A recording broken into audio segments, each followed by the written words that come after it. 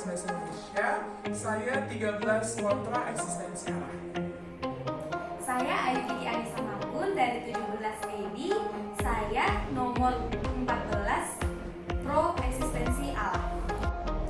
Nama saya Tesalonika Imelda Tarore, Pendidikan Bahasa Indonesia 2017. Saya nomor 15 kontra eksistensi Allah.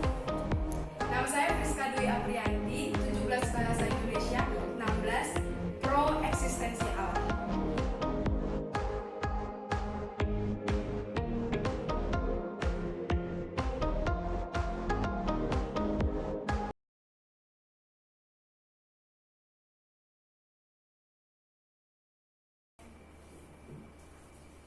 Oke, terima kasih untuk waktu yang diberikan. Nama saya Mediana Dewi Sartika, saya dari tim kontra. Izinkan saya untuk memaparkan beberapa keberatan saya mengenai eksistensi Allah.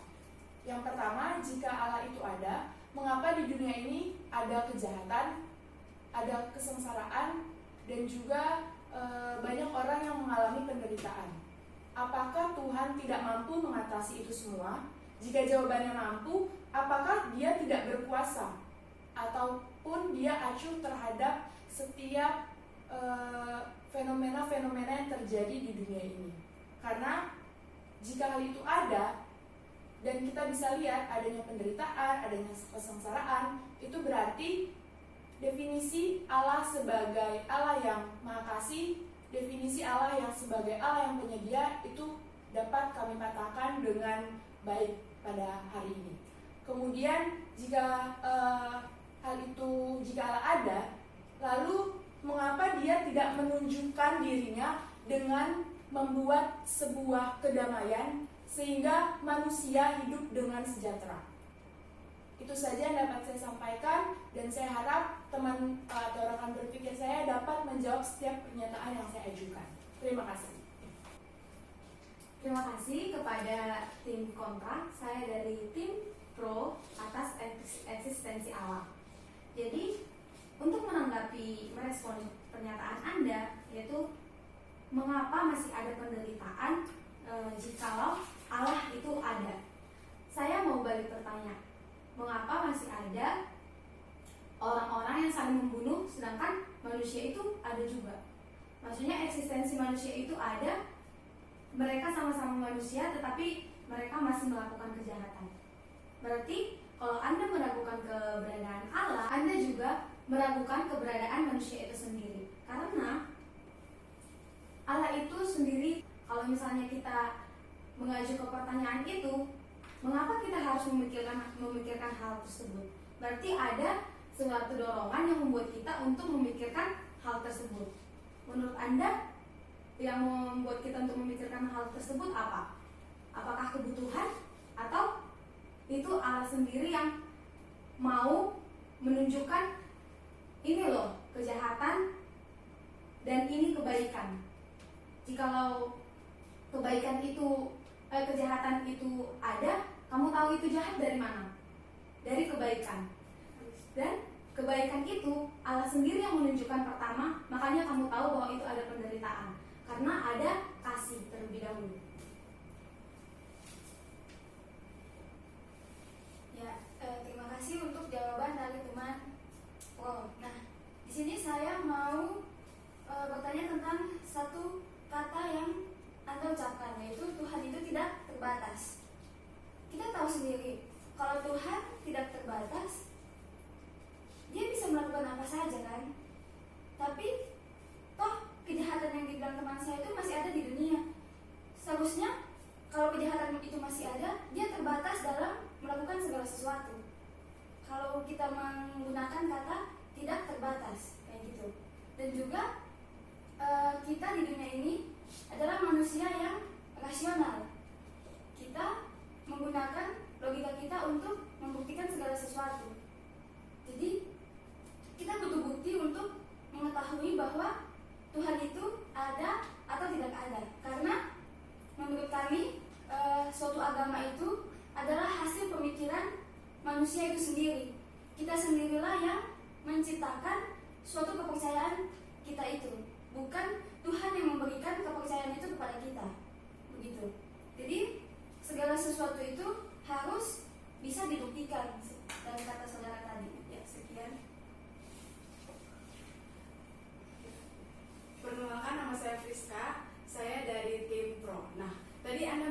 bahwa Tuhan tidak terbatas. Nah, kami mengakui bahwa Allah tidaklah terbatas.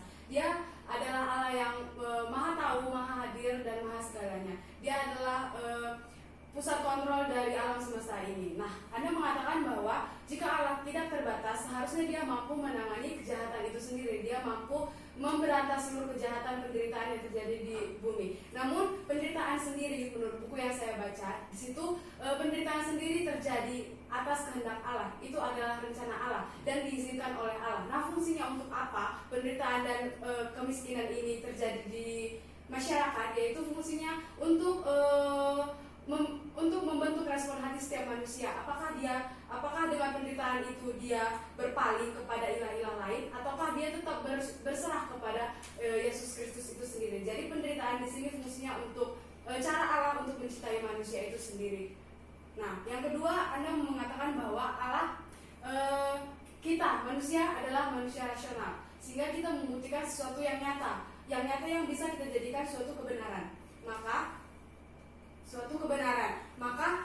Allah sendiri kita tahu, kami mengatakan bahwa Allah itu adalah roh. Dia tidak sama seperti kita yang memiliki badan jasmani, tapi dia adalah roh dan dia tidak terbatas. Nah, kita hanya mampu memahami Allah secara komunikabel, yang komunikabel saja, seperti kasih, sukacita, dan lain sebagainya. Tapi kita tidak mampu memahami Allah dalam maha hadirnya dan maha taunya dan lain sebagainya. Kita tidak mampu karena Allah tidak lahir, kita tidak mampu menjangkau pikiran Allah sendiri. Demikian, terima kasih.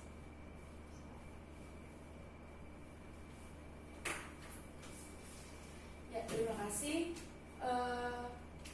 Untuk pernyataan saudari mengenai rencana Allah itu untuk membentuk respon hati. Nah, kita tahu bahwa setiap orang memiliki respon hati yang berbeda-beda. Sebenarnya itu bukanlah hal yang mutlak yang bisa dirasakan oleh setiap orang.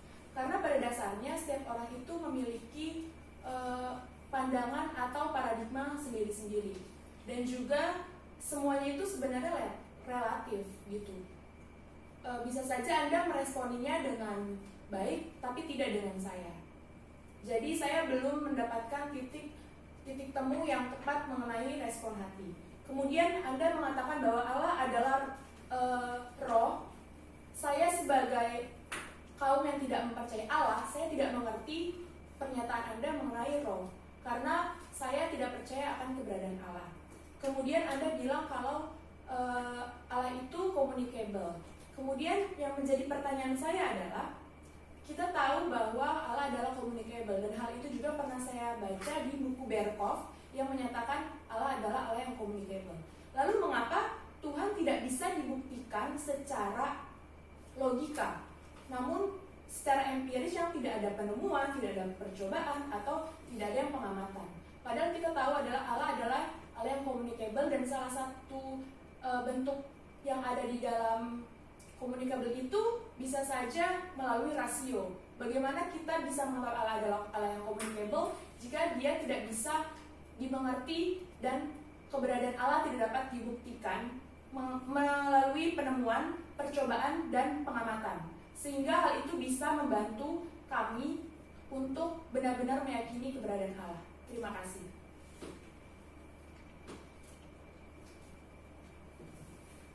Terima kasih, saya akan meresponi tim kontra. Jadi yang pertama, statement Anda mengatakan bahwa kalau misalnya keberadaan Allah itu tergantung akan respon hati, berarti itu relatif. Nah, saya mau mengajukan pertanyaan lagi. Mengapa kita dapat menggunakan pikiran kita? Mengapa kita dapat merespon sesuatu itu? Karena kita ingin membenarkan sesuatu itu. Jadi, itu yang menyebabkan sesuatu itu menjadi relatif. Nah, saat ini yang kita pikirkan adalah bagaimana kita menemukan kebenaran itu. Respon hati yang kita buat itu benar atau enggak? Coba kita pikirkan. Anda mempertanyakan tentang communicable-nya alam. Saya akan membawa kepada alam semesta. Jadi, Turek 2014 mengatakan bahwa Allah alam semesta tidak memerlukan sebab, maka yang mengatakan itu sendiri mencoba melepaskan dirinya dari teori dirinya sendiri.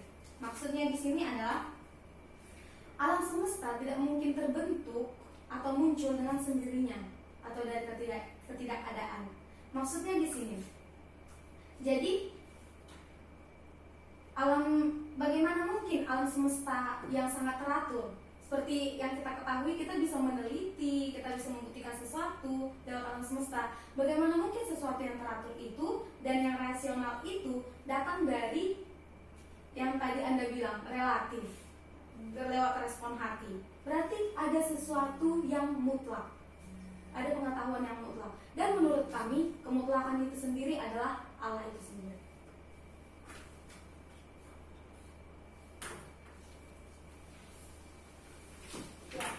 Terima kasih untuk pendapatnya para teman yang Nah, saya mau merespon pertama dari satu kata yang diucapkan saudara Friska, yaitu kasih. Kalau Allah itu maha kasih, kenapa dia harus memberikan kejahatan itu lagi? Karena menurut saya kasih itu berarti hal yang indah. Jika saya mengasihi kamu, saya tidak akan memberikan kejahatan kepada kamu, seperti itu.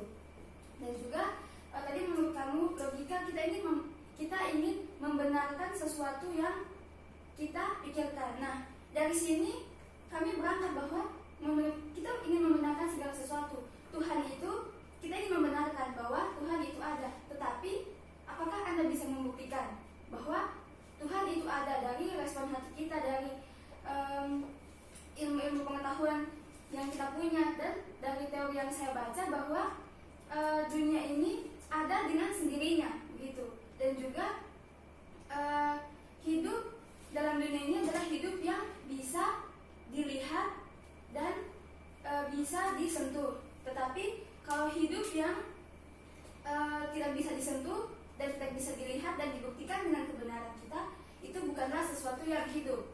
Nah, kami di sini tim kontra, satu hal yang menjadi dasar kami yaitu ilmu pengetahuan. Jadi melalui ilmu pengetahuan kami bisa membuktikan setiap hal-hal yang ada dalam dunia, begitu. Jadi kami membutuhkan suatu bukti yang benar-benar konkret dan mutlak dari bagaimana Tuhan menciptakan dunia dan segala isinya.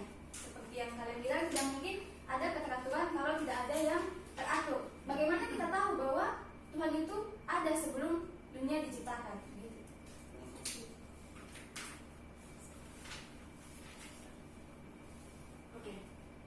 Saya akan merespon tanggapan saudara mengenai yang pertama adalah mengenai kasih. Nah, kalau Allah kasih, kenapa harus ada kejahatan? Nah, di sini saya mengibaratkan kejahatan itu sebagai alatnya Tuhan untuk mengaplikasikan rencana indahnya kepada manusia. Contohnya dari kecelakaan, misalnya terjadi suatu kecelakaan di sebuah keluarga. Nah, di situ pasti seseorang merasakan menderita. Kita akan merasakan, oh Tuhan gak sama saya nih, Tuhan gak ada, seperti itu. Tapi di balik tragedi kecelakaan itu ada rencana indah yang Tuhan akan berikan kepada kita. Nah, kita nggak tahu di setiap pribadi orang Tuhan mau kasih apa, karena Tuhan punya rencana sendiri dalam setiap pribadi. Gitu. Untuk statement yang kedua adalah membenarkan sesuatu apabila sudah bisa masuk rasionya kita, begitu kan? Nah, ini kembali lagi ke respon hati yang relatif tadi. Nah, saya meresponi apabila dari pihak saya, apabila kita memiliki respon hati yang memang sudah berpusat pada Tuhan, kita percaya bahwa Allah itu ada bersama-sama kita, memelihara kita, dia eksis dalam hidup kita, maka seluruh aspek hidup kita akan kita curahkan kepada Tuhan. Jadi kita akan selalu mengaitkannya kepada Tuhan, entah itu dari penderitaan, sukacita maupun hal lainnya, begitu.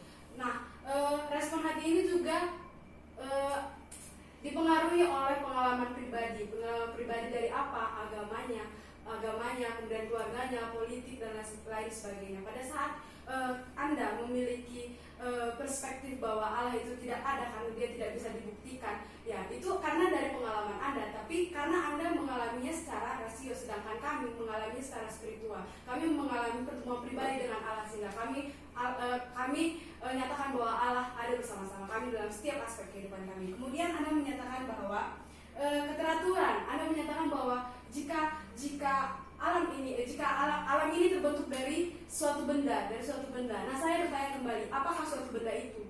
Apakah suatu benda yang mula-mula ada di dalam dunia ini? Apakah dia? Gitu. Seperti itu. Terima kasih.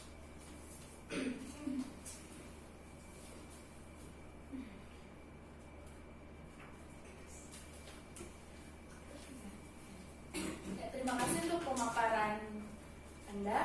Saya akan menanggapi pernyataan Anda mengenai kejahatan adalah alat Tuhan untuk kita bisa melihat Tuhan.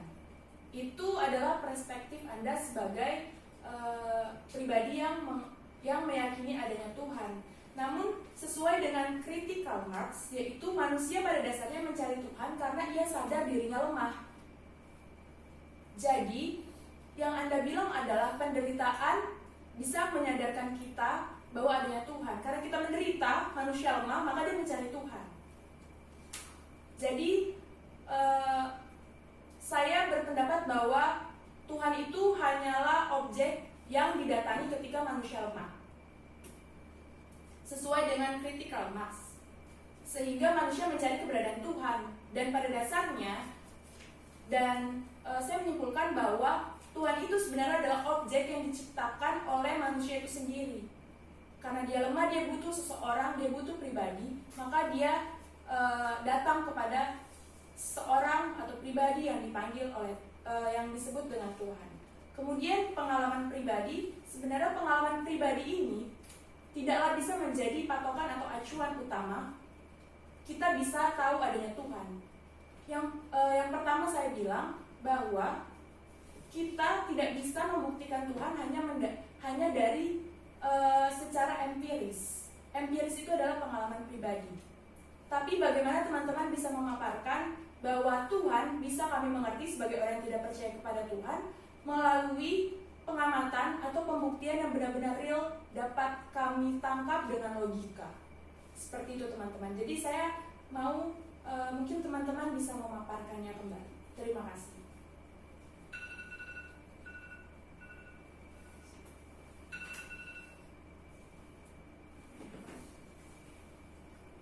Nah, saya akan meresponi anggapan dari Anda.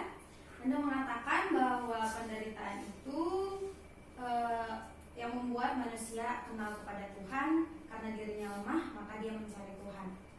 Dan Anda mengatakan bahwa manusia itu yang menciptakan Tuhan itu sendiri. Ini sama persis dengan kaum empiris ya, karena saya membaca juga tentang kaum empiris ini.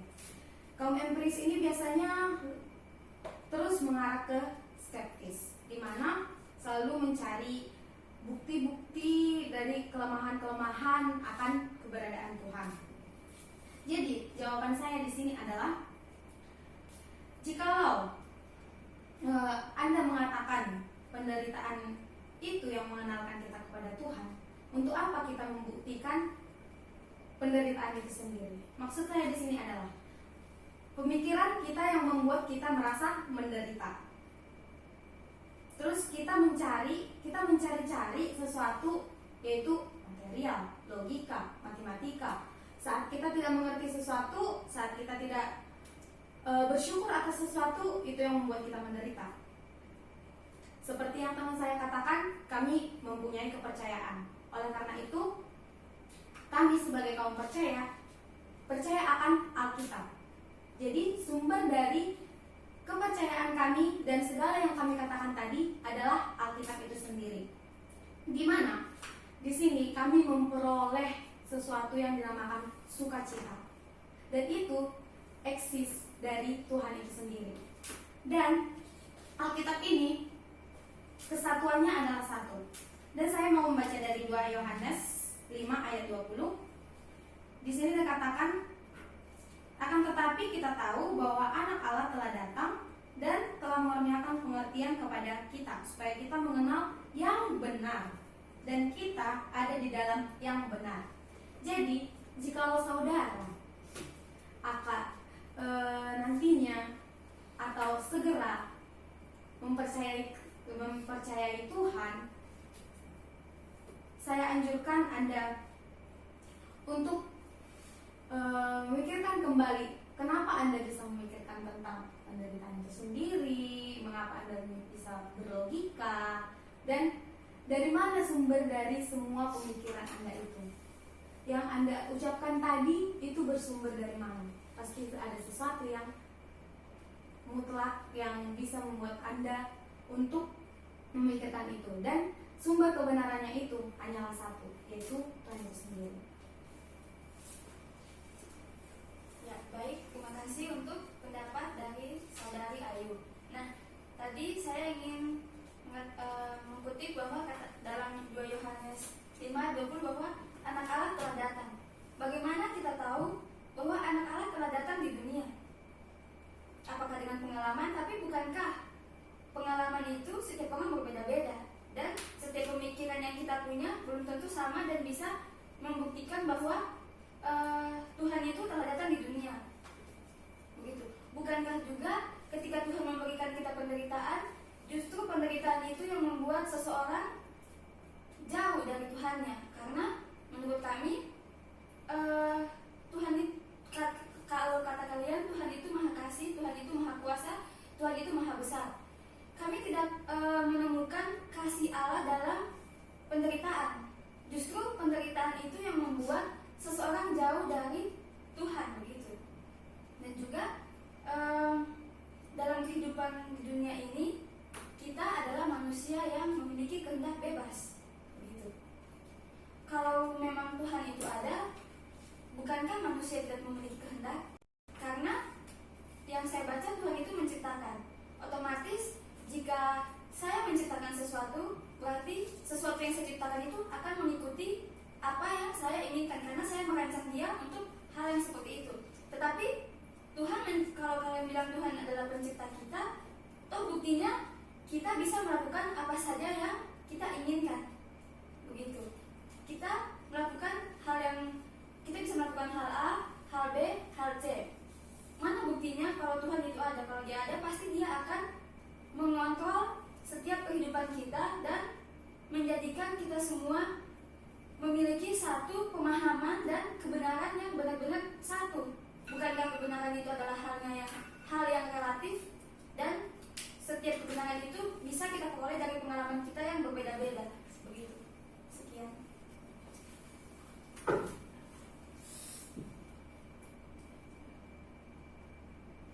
Baik, dari debat kita kali ini saya akan menarik kesimpulan. Nah, kesimpulan yang akan saya bawakan melalui pro. Nah, kita tadi membahas tentang penderitaan, kemiskinan, dan penderitaan-penderitaan lainnya di bumi. Nah, tim kalian mengatakan bahwa itu bukan wujud kasih Allah, namun kami mengatakan itu adalah wujud kasih Allah, karena itu termasuk di dalam rencananya Allah, dan itu alatnya Allah untuk dapat menyatakan bahwa dirinya eksis di dalam dunia. Nah, yang kedua adalah kita membahas sedikit tentang awal mula-mula dunia. Kita menyatakan bahwa saudara Desa tadi mengatakan bahwa bumi ini, alam semesta ini terjadi karena suatu benda, nggak tahu bendanya apa. Namun kami menyatakan bahwa segala sesuatunya itu ada karena ada pribadi yang eksis sebelum segala sesuatunya ada, yang menjadikan segala sesuatunya itu ada, yaitu Allah Tritunggal, begitu. Nah, kemudian tadi kita membahas rasio. Kita membahas rasio. Kita adalah manusia rasio, sehingga kita membutuhkan segala sesuatunya dapat kita lihat secara mata, dapat kita rasakan, dapat kita genggam. Nah, itu ibaratkan udara. Jadi pada saat kita nggak lihat udara, tapi kita bisa merasakan udara itu ada. Nah, itu menggambarkan bahwa sesuatu yang tidak terlihat itu bukan berarti tidak ada, begitu. Allah selalu ada beserta kita karena Dia adalah pusat kontrol dari segala sesuatunya, begitu. Kemudian tadi kalian juga mengatakan ini berkaitan juga dengan rasio. Pada saat kita bisa membuktikan itu benar-benar nyata, maka itu dapat kita terima sebagai suatu kebenaran, begitu. Jadi kembali lagi, pada saat Allah adalah Allah yang terbatas, pada saat kita bisa membuktikan Allah, pada saat kita dapat membuktikan Allah, maka itu ibaratkan kita sudah melampaui Allah, gitu. Jadi Allah bukanlah Allah lagi pada saat kita sudah bisa membuktikan Dia, begitu. Secara rasio kita terbatas, rasio kita adalah ciptaan Tuhan. Jadi bagaimana kita yang terbatas ini dapat membuktikan Allah yang luar biasa, begitu. Terima kasih. Terima